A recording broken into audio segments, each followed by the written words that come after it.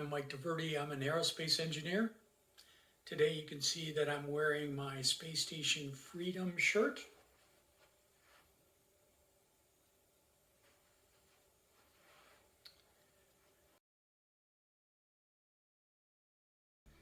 The highlight for today is the Hayabusa2 mission to the Ryugu asteroid.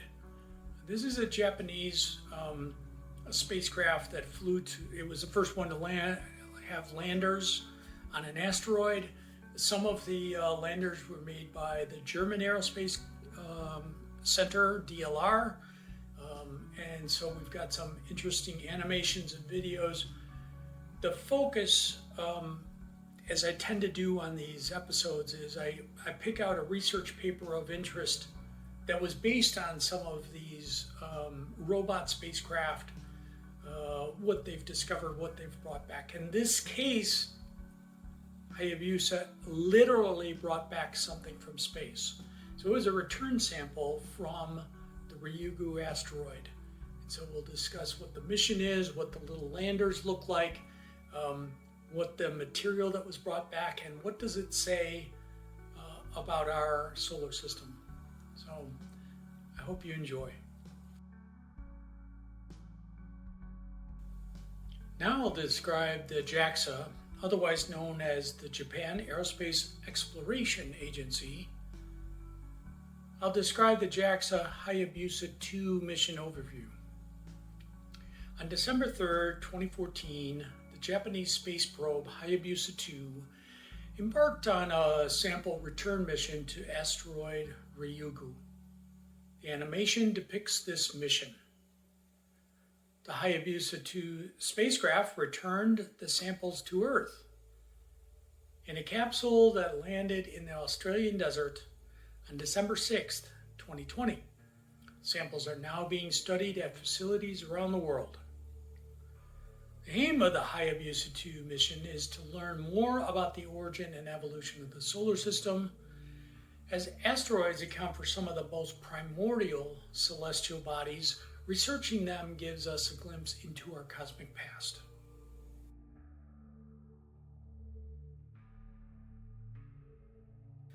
The Hayabusa2 spacecraft was the first to deploy operating rovers on an asteroid, first ever. Hayabusa2 carried 4 small rovers to explore the asteroid surface in situ and provide context information for the return samples. Due to the minimal gravity of the asteroid, all 4 rovers were designed to move around by short hops instead of using normal wheels. The first rover, called Hibu, H-I-B-O-U, and the second rover, called Owl, O-W-L, landed on asteroid Ryugu on September 21st, 2018. The third rover, called MASCOT, was deployed on October 3rd, 2018. Its mission was successful. MASCOT stands for the Mobile Asteroid Surface Scout, and it's a lander that was built by the German Aerospace Center, DLR, in collaboration with the French space agency CNES, C-N-E-S. The fourth rover, known as Rover 2 or Minerva 2-2, failed before release from the orbiter. This animation shows the full route of Hayabusa2 with its lander MASCOT from Earth to its encounter with Ryugu, the deployment of the lander, and how the lander relocates on the microgravity surface of an asteroid. It's very interesting.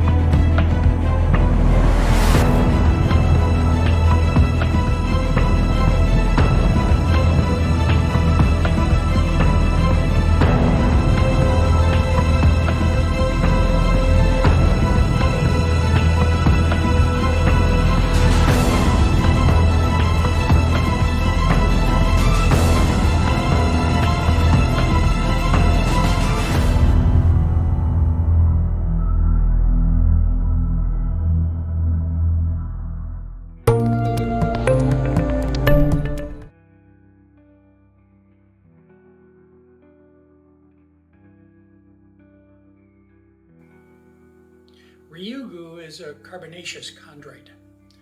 Chondrites are composed of chondrules. A chondrule is a round green found in a chondrite. Chondrules form as molten or partially molten droplets in space before being accreted to their parent asteroids. Because chondrites represent one of the oldest solid materials within the solar system and are believed to be the building blocks of the planetary system, it follows that an understanding of the formation of chondrules is important to understand the initial development of the planetary system. Furthermore, Ryugu is a near-Earth asteroid, which means it could pose a threat to Earth and must be investigated in order to reduce this threat.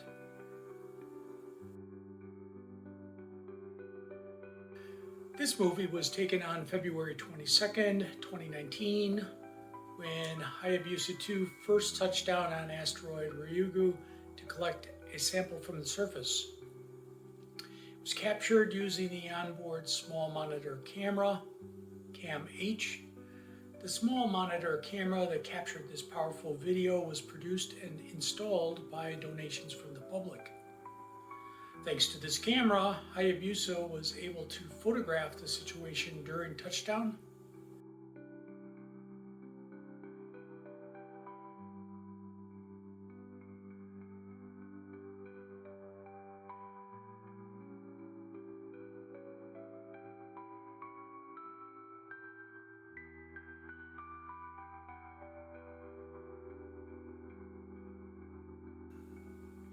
I'm now going to discuss the research paper that was recently published based on the extremely rare Ryugu asteroid mineral sample, what the mineral analysis discovered, and the theory proposed to explain the results. The title of the paper is "The Nickel Isotopic Composition of Ryugu Reveals a Common Accretion Region for Carbonaceous Chondrites." The diagram shows two different points in time in the early development of our solar system. The Ryugu asteroid mineral sample appears to be from a particular class of carbonaceous chondrite asteroids, the Uvuna type CI chondrites. This is based on the nickel-iron grains detected in the sample brought back to Earth. A chondrite is a non-metallic, stony meteorite that has never been modified by melting.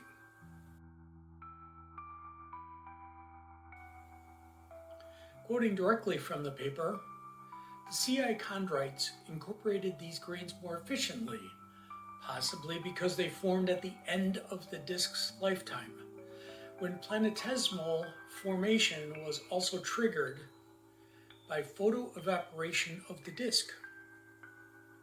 Isotopic variations among carbonaceous chondrites may thus reflect fractionation of distinct dust components from a common reservoir, implying CI chondrites Ryugu may have formed in the same region of the accretion disk as other carbonaceous chondrites.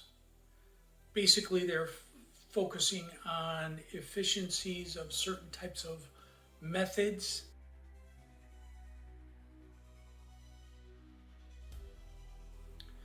What they're focusing on is the efficiency of certain processes in order to form these particular materials as opposed to other carbonaceous chondrites. That seems to be the key factor that they're driving on, is that it's not the location in the solar system, in the disk, that determines this type of carbonaceous chondrite. What determines it is what part of the process of the disk formation, the photoevaporation, is this material available in. And it seems to be that this particular form of iron nickel seems to be, because they're such small particles, don't seem to accrete into asteroids of other types of carbonaceous chondrites, only into this particular type. So here's my summary. Research paper uses traces of a special isotope of nickel in this asteroid to suggest how the early solar system formed. Now here's the key. This is kind of the point of the paper and why we would be paying attention to it at all. This class of asteroid seems to correlate with the sun's composition. Apparently they compare the photosphere on the sun, the materials that are in it, compared to what's in this sample that they brought back to Earth and analyzed. Okay, so this class of asteroid seems to correlate with the sun's composition, which means that JAXA may have recovered material that is unchanged from the time prior to the formation of our sun. That's a pretty interesting insight into before the sun even ignited.